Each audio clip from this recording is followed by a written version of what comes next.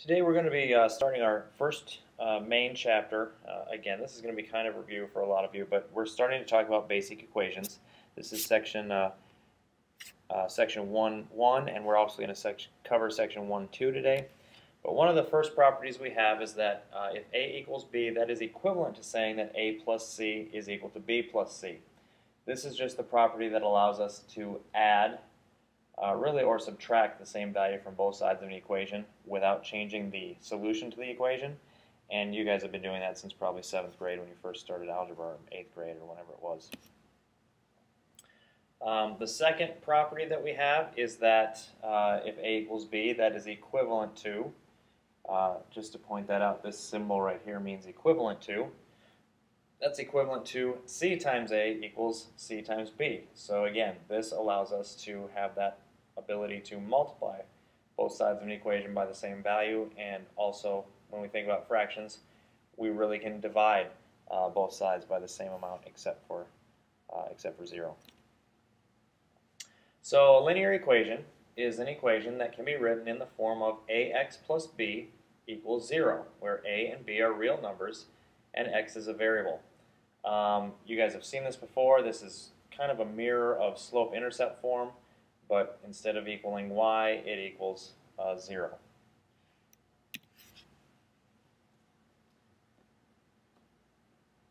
So if we want to solve these equations, we want to try and get the x variable by itself. Now in example 1, we've got two x variables. One is on the left, one is on the right. So the first thing we have to do is get them together. I always say that the easiest one to move is the smaller one. So we're going to go ahead and subtract 3x from both sides. That will give us negative 7 equals 5x plus 3. And then once our x's are together and we just have one x in the equation, we want to get that x by itself. So we will subtract 3. We always want to do the opposite of what they're doing. So they were adding 3. We're going to subtract 3. So now we have negative 10 equals 5x. And then they're multiplying by 5, so we want to divide by 5.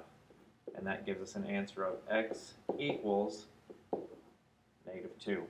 Now remember, you can always plug that value back into the original equation and check it. We're not going to take the time to do that right now, but that is something that you can do if you're not sure if you have the right answer. Now example 2 is a little bit more complicated because we have fractions. But the nice thing is we can get rid of these fractions pretty easily. What we do is we look at the three denominators, the 3, the 2, and the 6, and we figure out what the common denominator for this problem would be if we got it. And when we look at 3, 2, and 6, our common denominator would be 6. So what we do, I'll just write that over here, between 3, 2, and 6, that would give us a denominator of 6. That's the least common multiple of those. So what we do is we actually multiply each individual fraction by 6. And now look what happens. The 3 cancels with the 6. This becomes a 1 and a 2. So this becomes 2x. The 6 cancels with the 2. This becomes a 1 and a 3. And this becomes plus 3. And then on the right-hand side, the 6 cancels with the 6. They both become 1s. And we get 5x. So once those fractions are gone, you can see this is an equation very similar to the first one. So we have to get the x's together. We'll move the smaller one. We're going to subtract 2x. And we get 3 equals 3x. And they're multiplying by 3. To get the x by itself, we need to divide by 3. So when we divide by 3, we get x equals 1. And again, we can plug that back in and check that solution if we are not sure about whether it's right or not.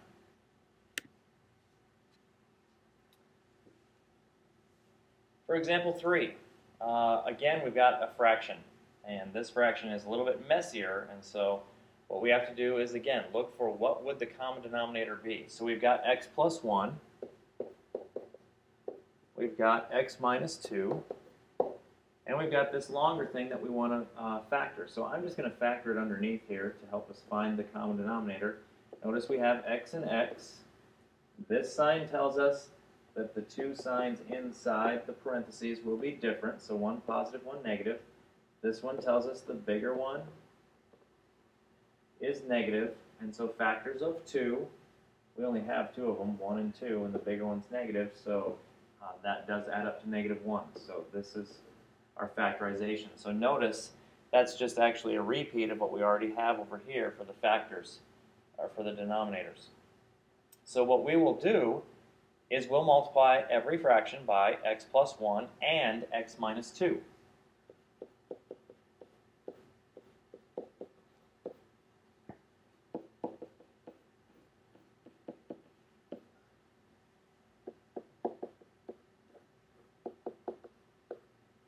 So now when we do that on the first one, x plus 1 and x plus 1 cancel to 1s. On the second one, x minus 2 and x minus 2 cancel to 1s. And on the third one, both of these cancel with both of these, and that cancels out all of our denominators again. So what we'll have for the first part here is x minus 2 times 1 is x minus 2 plus, and I'm going to keep that in parentheses for now, because later on if we're subtracting, that'll make a difference.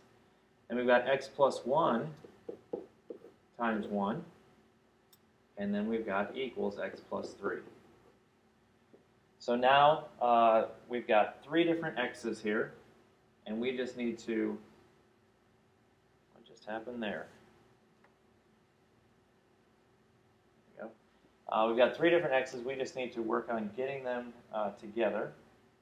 And so these parentheses, since we're adding, the parentheses don't make any difference. So x plus x gives you 2x, negative 2 and 1 is minus 1, equals x plus 3.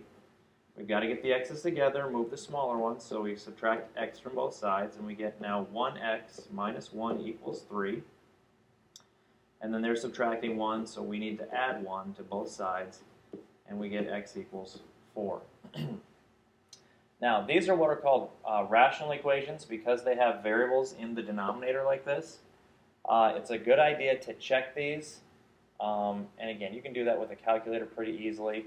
Notice in this case we get 1 over 4 plus 1 is 5, plus 1 over 4 minus 2 is 2, and then that should equal 4 plus 3 is 7, over 16 minus 4 minus 2. Well, if we get a common denominator here, notice we get 7 over 10, because this would be 2 plus 5, and here we get 7 over 10. So that does check out, and that solution is correct.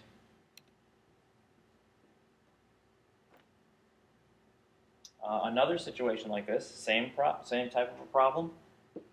Our denominator is 1, x minus 4 and x minus 4. So this one we should be able to see pretty clearly. We're going to multiply everything by x minus 4. So on this first one, it's 2 times x minus 4. This and this will cancel, so plus 5. And then this and this will cancel. And so we get just x plus 1.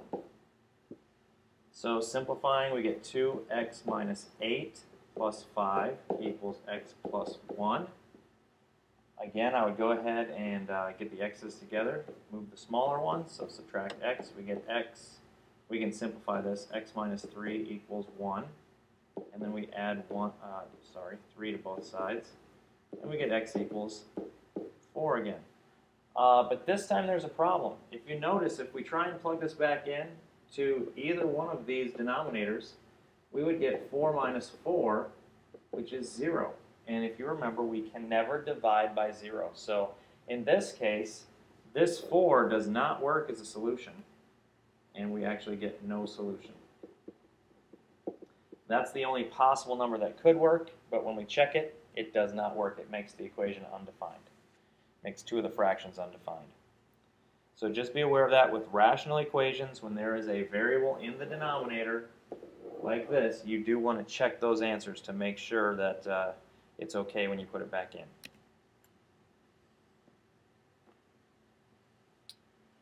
On to some radical stuff and powers. If we have x to the nth power equaling a, that has a solution of x equals the nth root of a. So we take the nth root of both sides to get rid of that nth power. That's the case as long as n is odd. If n is even, so if this index number right here is even, then we actually get two answers, a positive and a negative. It's like if I ask you what's the square root of 9, or what are the square roots of 9, you have two answers, 3 and negative 3. So that's where this plus or minus comes from right here. Okay, and that's if n is even, we've got that case, and in this case, a has to be greater than or equal to 0. We're not going to deal with imaginary numbers yet. So if n is even and a is less than 0, the equation has no real solutions. So let's take a look at some examples here. Again, just trying to get the x by itself. So they're subtracting 11. We want to add 11 to both sides, and we will get x squared equals 11. And we're going to take the square root of both sides. Now remember, when we take the square root of both sides, or anytime this index is even, we're going to have a plus or minus square root of 11 in this case. For part B, the first thing we do is take the square root of both sides to get rid of that exponent. Okay, and these index numbers and the exponents will be the same. So now we have x plus 1 equals plus or minus, again, because this is an even number and this is an even number. Square root of 4 is 2, so we've got plus or minus 2. And then to get the x by itself, we subtract 1. So x equals negative 1 plus or minus 2. Well, that means two things. It means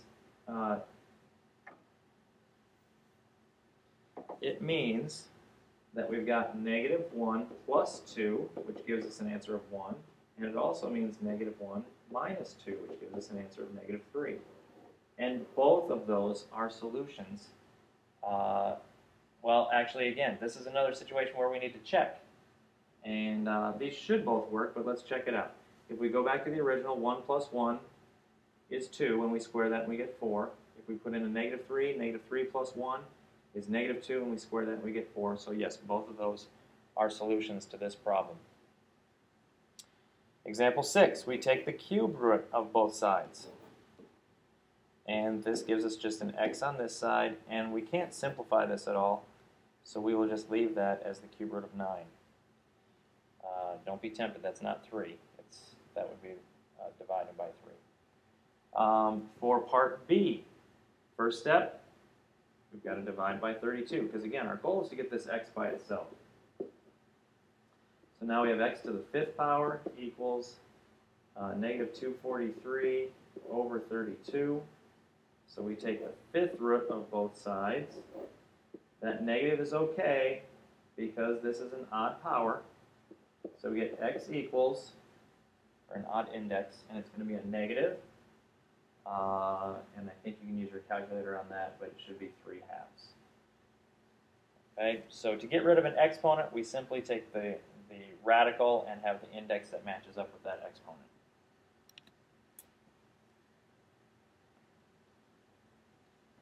Okay, again, getting this x by itself. Now this exponent's fractional, so we'll look at what we do there. First, again, we got to get that x by itself, though, so we're going to add 2 to both sides. This gives us a 45. We divide by 5 on both sides. Again, trying to get that x by itself. So we get this far. Now, the way we deal with this is you have to remember our properties. When we have a power of a power, we multiply. So one method that we have of getting rid of this is taking it to the 3/2 power. Okay, on both sides. So notice when you multiply this, we're going to get just x to the 1st.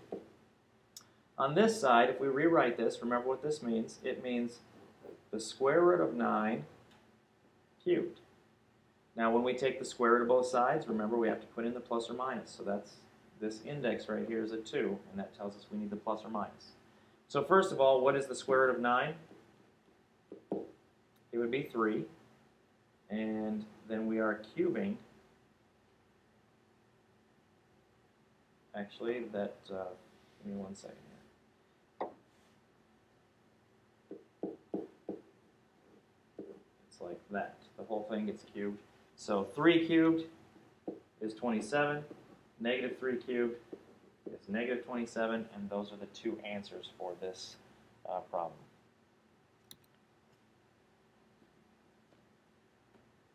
Now we can never get out of here without some word problems. So on page 83, they've got the guidelines for modeling. I'm going to put them up here. The first thing we want to do is identify the variable or a variable that we're going to use and what we're going to use it for, or what we're going to use it to represent.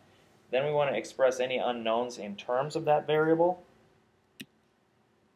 Then we want to set up our model, which is just making up our equation. And then we want to solve the equation that we've set up and check the solution. I know you have to write that down in on your term sheet, so if you want to, just pause the video and write those down. So example 1 here, we are now on section 1-2. A car rental company charges $30 per day and 15 cents per mile for renting a car. Helen rents a car for 2 days and her bill comes to $108. How many miles did she drive? Well, the thing that we are trying to figure out here is how many miles did she drive. So let's just use an M for that. So it says we can figure out her cost is $30 per day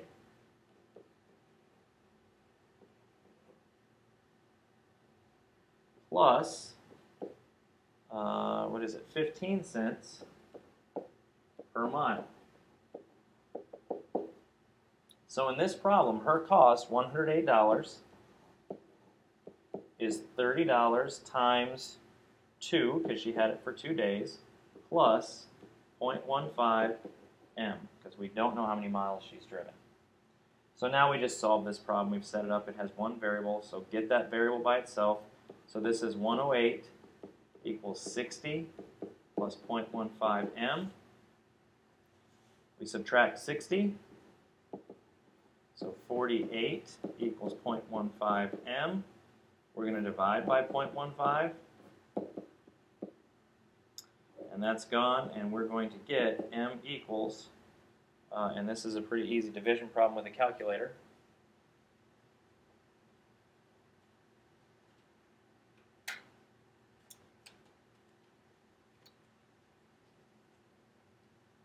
And I encourage you to use a calculator. That's what we have them for. So 48 divided by 0.15, and we get 320 miles is how far she drove.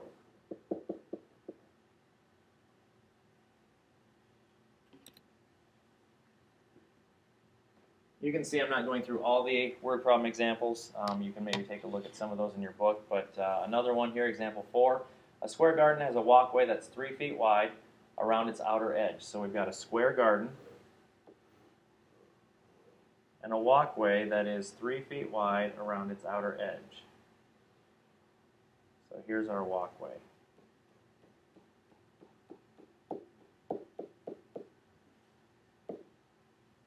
If the entire garden, including the walkway, is 18,000 feet squared, what are the dimensions of the planted area? So we know that we're looking for the planted area. Let's just let this be x, and then this is x because it's a square. We know that the walkway, so from here to here, is 3 feet. From here to here is 3 feet. And then all of those distances there are 3 feet because that's how wide they told us the walkway was. So hopefully that makes sense. So if we want to know about the area of the entire thing, remember area equals length times width. So our length from here to here is 3 plus x plus 3. So x plus 6. And we can see it would be the same thing on this side. So our area, 18,000, is going to equal x plus 6 times x plus 6. So now we need to use some of the things that we've done in the past. We've got 18,000. We need to FOIL this out. X times x is x squared plus 6x plus 6x again plus 36. And then we get x squared plus 12x. And I'm going to go ahead and subtract this 18,000 from both sides. Now we have 0 on that side and negative 17,964. I'm guessing this is going to factor just the way the question is, so let's see if we can try and factor it.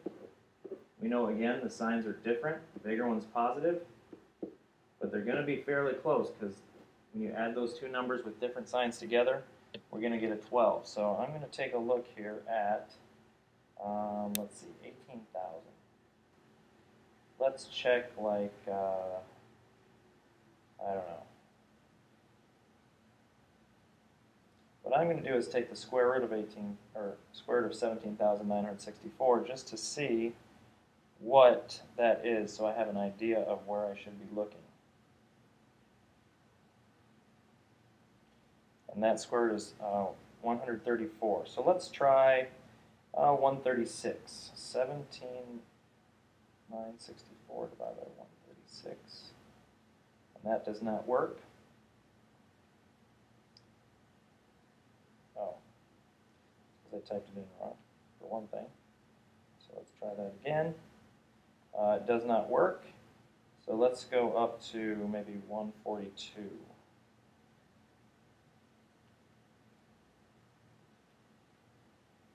Okay, and those are almost 20 apart, so I got to get smaller than 142. As I look at this a little bit more, it looks like it's probably not going to factor, so let's go ahead and use quadratic formula. So we've got negative b, negative 12, plus or minus square root of b squared, which is 144, minus 4 times a times c, which is negative 17,964, divided by 2a. And that's our x value. So when we simplify the inside of that, we get negative 12 plus or minus 144 minus 4 times negative 17,964. And we get 72,000. Over 2. So when we take the square root of 17,000, we get 268.3.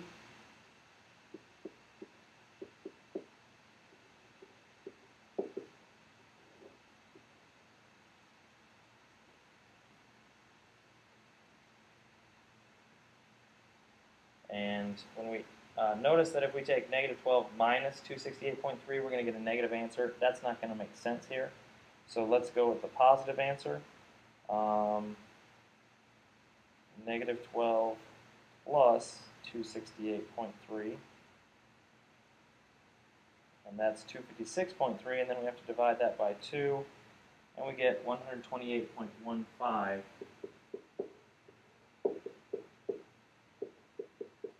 So the planted area is 128, about 128 feet long in each direction.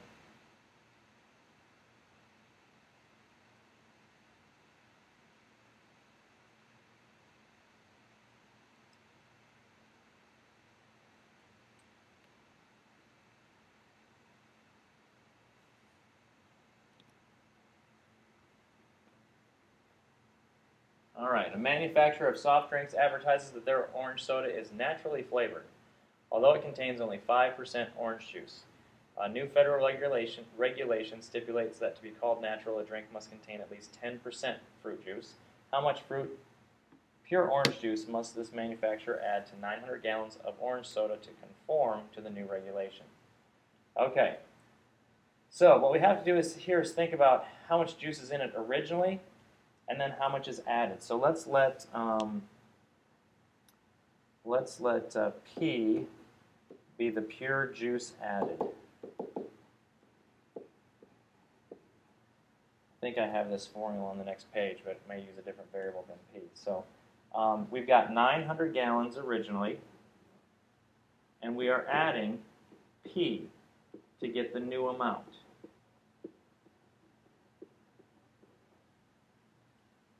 Amount with a T, that would be. All right, so that's one relationship that we have. Now remember, originally it says there's only 5% orange juice, so we have to think about the amount of orange juice. So 0.05 times the original amount is how much orange juice there was at the beginning. And then remember, we're adding pure orange juice. So plus P, and that's going to equal the new amount of orange juice. And the new amount of orange juice in the stuff has to be 10%. So we need 10% of the new amount. Well, the new amount is the original amount that we had plus the amount of juice that we added. So you'll need to make sure that you understand that. That's a little tricky because you've got the amount of orange juice originally plus the amount of orange juice that you added has to equal 10% of the original amount of substance plus the amount of substance that you added, juice in this case. So that's our setup for this equation. And like I said, I think I've got this on the next page. I've set it up. You can see those are the same. I use J instead of P. So this is going to be the equation that we're going to solve right here. It is the same as what we had down here, but I'm going to go ahead and erase this so that we have some space to work. So we've got to solve for the J. Notice we've got J on both sides, so this will be J plus 45, when we multiply that out, equals 0.1 J plus 90. So now we get the J's by itself, move the smaller one, so 0.1 is smaller. We're going to subtract that from both sides. And we get 0.9J plus 45 equals 90. Then we're going to subtract the 45 as we try to get this J by itself. So 0.9J equals 45. And then finally we'll divide by 0.9. And J equals 50. Now give me a second. What were our units here? Gallons, I believe. Yep. So 50 gallons of juice is what we need to add to make this comply with the new regulations. So there's your assignment to take a look at, assignment 7. This covers both section 1.1 and 1.2, and you can see those listed there. And again, you'll have time in class tomorrow to work on this and ask questions.